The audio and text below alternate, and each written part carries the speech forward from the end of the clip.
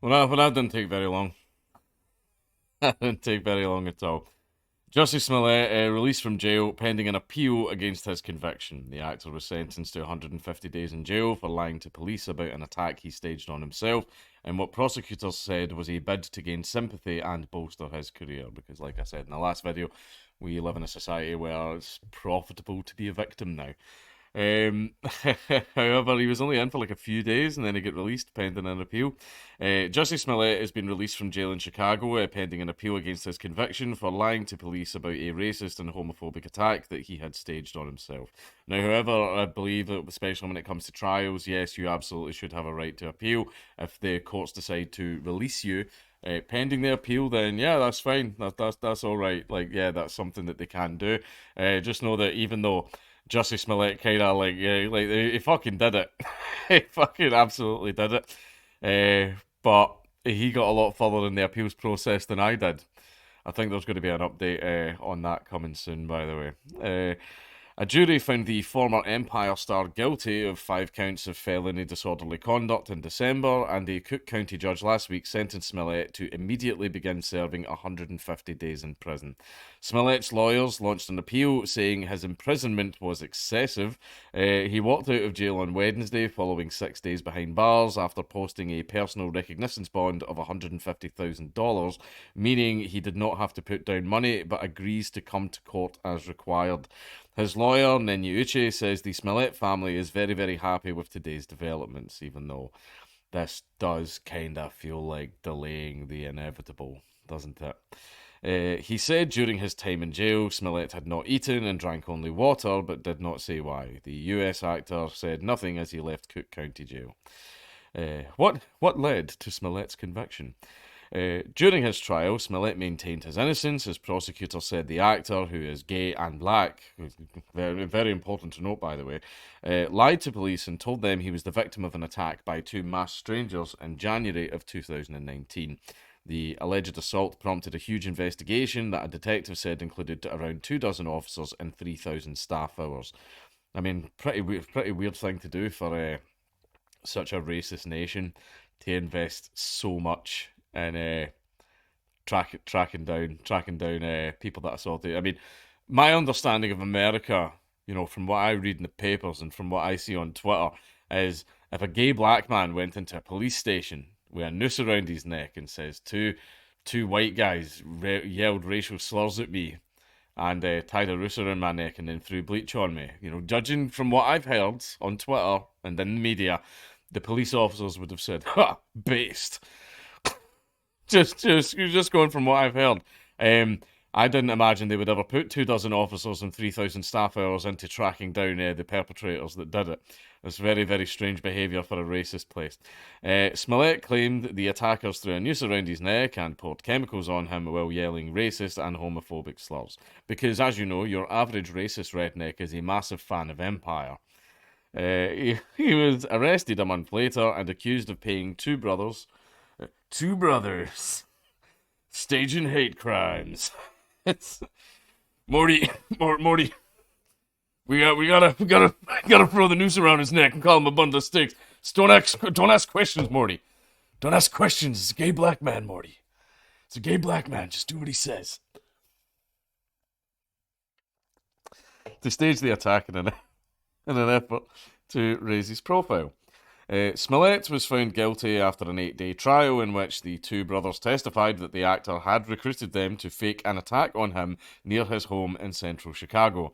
After he was handed his sentence, Smollett says, "I am not suicidal. If anything happens to me when I go in there, I did not do it myself, and you must all know that." Okay, right. As funny as the outburst was, like, you're a guy that staged like a hate crime on himself. I think you're all right. You didn't.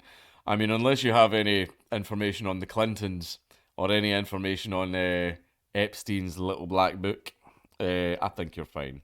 I've said that before, but I just like saying it. The Clintons kill people. uh, Before sentencing, experts had predicted that Smollett would not be sent to prison because he did not have an extensive criminal history, and the conviction was for a low-level, non-violent crime. Special Prosecutor Dan Webb recommended Smollett serve an appropriate amount of prison time during sentencing. His conduct denigrated hate crimes, Mr. Webb said. Pardon. After the hearing, his conduct will discourage others who are victims of hate crimes from coming forward and reporting those crimes to law enforcement. Which, yeah, that's a really fair point to make. That's completely true.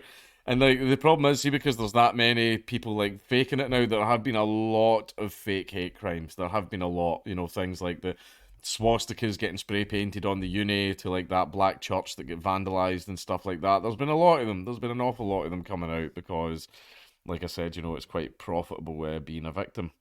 And the problem is now, whenever like actual hate crimes happen, everyone goes, "Oh yeah, well, yeah, I know. Okay, then like your cousin was like hung from a tree, like outside the back. But do you remember Jussie Smollett? I say we wait.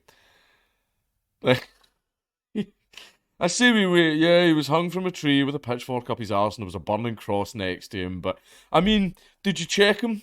Maybe he was breathing. Maybe it was a prank. Maybe he was pranking you, bro." Like, yeah. But that is the problem. Like, people, as soon as this stuff happens, everyone is like going to go, "Yeah, bullshit. Bullshit, this person faked this for attention." And the thing is, there might be a chance they're right, but there's also a chance that they're not right and the shit was fucking real. However, things like people doing shit like what Smollett did, makes it a lot harder to trust people. Smollett's lawyer had argued that he would have completed the sentence by the time the appeal process was complete, and that he could be in danger of physical harm if he remained in jail. The office of the special prosecutor said the claim that his health and safety were at risk was incorrect, as Smollett was being held in protective custody at the jail. Smollett lost his role as a singer-songwriter in the final season of Empire, a Fox television hip-hop drama that ended a 5-year run in 2020. Now, it's just a fuck case, because see, whenever people fake this stuff, it makes it harder to trust, it makes it harder to verify. Like, or someone, like, there was another case as well where a woman says, "Oh, a guy ran up and like ripped my face covering off," like, I forget what it is. It's not a burqa, but it's a sari. I don't know what it's called. But the guy ran up and ripped it off my head and shouted, lots of anti-Asian things at me, and then it turned out that was a lot of fucking shite as well, right? Now, again, this does not mean that all hate. I don't like using the term hate crimes. Let's just call them crimes.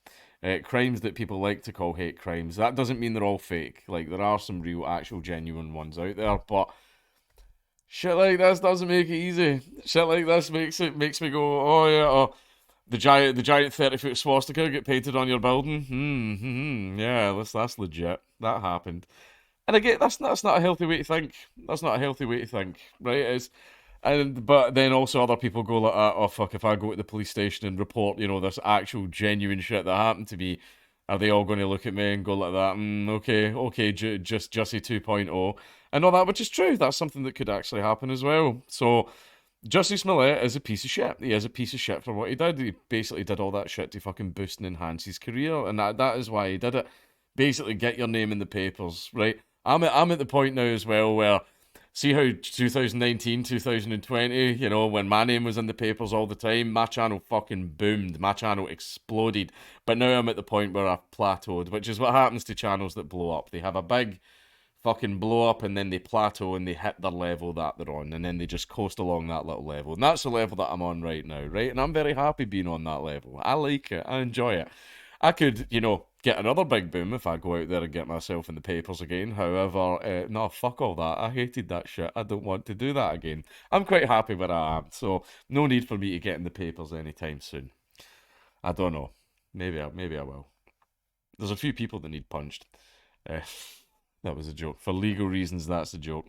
But yeah, Jussie is a piece of shit, and I don't think he's going to win his appeal because he done it. Like, come on, he did it. It's very obvious that he fucking did it. All he's doing right now is delaying the inevitable. I don't know how it works in America, but I know in some places, if you appeal, they can increase your fucking sentence. They can change the sentence that you get during appeal in some places. In America, I don't know if that's a thing. I have no idea. But he is just delaying the inevitable. I mean, eventually, Jussie, you're going to need to pick that soap up.